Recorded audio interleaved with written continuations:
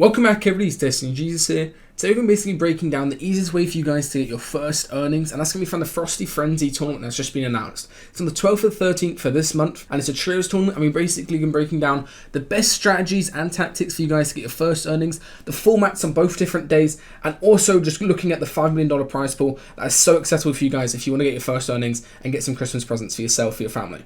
As always, make sure to leave a like and watch the full video to learn all the different tips and tricks we'll be showing throughout.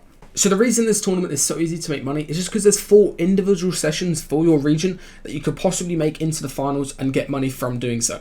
Obviously, we'll cover the strategies and how you want to be doing that later. But this is basically how it works. So the top 500, this is kind of an open tournament. The top 500 from this open tournament will go into this kind of semi-final round. And these people from this round, or the top 400 on EU, will make money. So the top 400 out of 500 will be making money, and that's 400 each.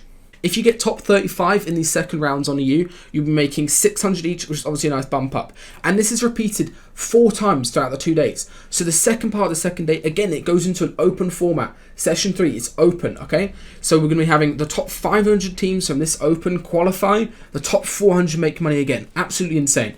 And then as we get in through here, we're going to have another 2 days of the same thing. Top 500 from the opens, top 400 make money. Top 500 from opens, top 400 make money. If you can place in the top 35 on these regions, you will get that bonus 200.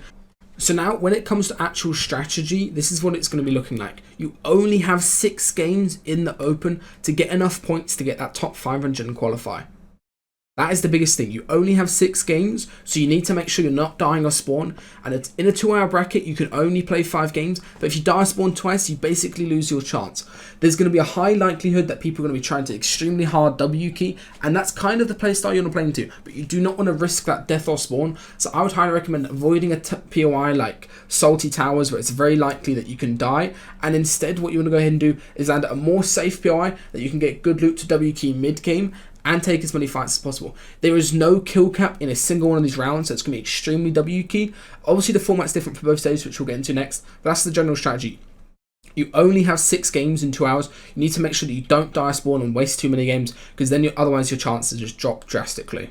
Now, when it comes to strategy for the mini-final rounds that are going to be happening twice a day, it's 3 hours long. So that's 10 games across 3 hours. You need to make sure that you're not dying or spawn. Obviously, it's a bit more less restrictive than in the earlier rounds, where it's only 6 games. But you still need to make sure you play any games consistently, especially because they're going to be a lot stronger players because they were able to qualify through open rounds.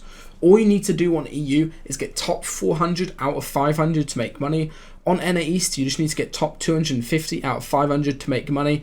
And on NA West and Brazil, you only need to get top 95 out of the top 500 who qualify. Shouldn't be too hard, and you have 4 individual chances to do this. Also on each region, the top 35 will get bonus money, as I said earlier. So that will be 1800, so 600 each if you are able to get the top 35 on EU, top 25 on NA for that 600, and the top 15 for the 600 on NA West and Brazil.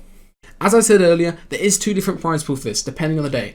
On day 1, it's going to be a lot more of a W key format, mainly because there's less individual placement format brackets, as you can see here, and there is also a lot more points for elims comparatively, ratio wise. So basically, each elim in this is going to be plus 2 points. Top 20 is plus 2, top 10 is plus 3, top 5 is plus 5.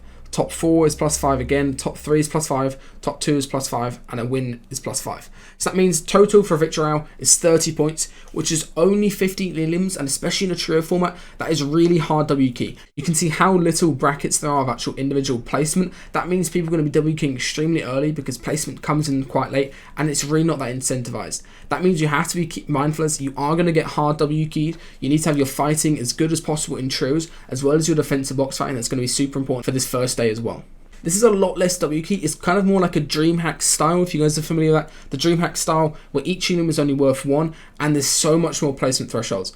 +1 the whole way from top 17, which is kind of like the 50 player mark, the whole way up, and then you get into some bonus territory. So that's going to mean a victory out is worth 25 points total. So the win is worth 25 elims compared to earlier, where the win was only worth 50 elims, and this is a lot more of those little placement thresholds. This is going to be a lot more placement based, and you guys have to play slower. You still can W key, obviously, especially in your early games, but this is going to be a lot more stacked games. You need to be mindful of surge. You need to be mindful of how your rotations are mid game to not get caught out in a bad spot. So that's kind of what it's going to look like for the different days. Obviously on first day, you're going to notice it's going to be extremely hard W King. Second day, you have to adjust your playstyle and be ready for that as well. One thing quickly to note is also the fact that there's a region locker on this tournament. Please make sure you don't go ahead and accidentally play another region thinking that you can play both. You will get your account locked and you won't be able to comp for 2 weeks, and you'll miss out on all of these days. Region locks normally do suck, but considering this tournament is going to be lasting 13 hours on both days, you really don't need to try to play multiple regions of that. That would just be way too much Fortnite in a day. Also worth noting, if you're able to get 5 points in any of the open rounds across the 2 different days, or 4 of the open rounds, you'll get this unknown item, which is actually a Scully Claws spray, which kind of like a cosmetic spray that you can just use whenever, and I'm pretty sure it's just kind of Christmas themed and maybe looks like this guy. Alright, just to recap everything we've covered in this video, so obviously you guys need to be mindful of how the different formats are working on both days. Day 1 is going to be hard W key, and day 2 is going to go ahead and be slightly less W key, more kind of DreamHack stacked kind of surge games, but you still need to be mindful that people are going to key hard on both days, and you need to have your true defensive box fighting as strong as possible. That's probably my biggest tip. There's 4 separate chances to make money. You have to qualify through the top 500 of the open rounds to get into the chance of making money, and then from there you should place in the top 400 on EU or the top 250 on NA, which is pretty simple to do. Just make sure you're playing towards endgame, not wasting too much time. Another biggest piece of strategy I have is in the time before this tournament, you guys are practicing one jot spot and getting extremely good at that. Do not start landing salty towers thinking you'll be able to claim that in an open tournament. It's not going to be happening. I'd highly recommend landing towards a safer POI, like I said earlier, like Retail, Sweaty, Misty could also work. You also need to be mindful of the fact that if you're going to do a really safe drop, let's say like a cabin split behind Misty, or maybe even like a camp cod landing, is if you get grief mid-game and you get fought a couple times because your loot is not the best, you are not going to have the best chance of making money and qualifying to the finals round, just because you only have 6 games in that open round. You need to make sure all 6 of those games are going to be getting to endgame consistently, and in my opinion the easiest way to do that is try to get some fishing incorporated into a route. That means you can get rift fish, you can instantly disengage from any fight mid-game as a trio, instantly can disengage to the other side of the map and fly for ages, and you guys will be completely chilling and you won't need to worry about people W-king as hard as possible. Obviously, a couple of different ideas as well is from the old trio meta, which is making sure that you have shockwaves as much as possible, always carrying bouncers, learning how to do your shockwave bouncer rotates is going to be so important in this, just because of the fact that it's so powerful in the meta currently, and also just making sure that you have a set IGL who knows what he's doing, and it's going to help you guys avoid those needless mid-game fights that will throw away your tournament as well.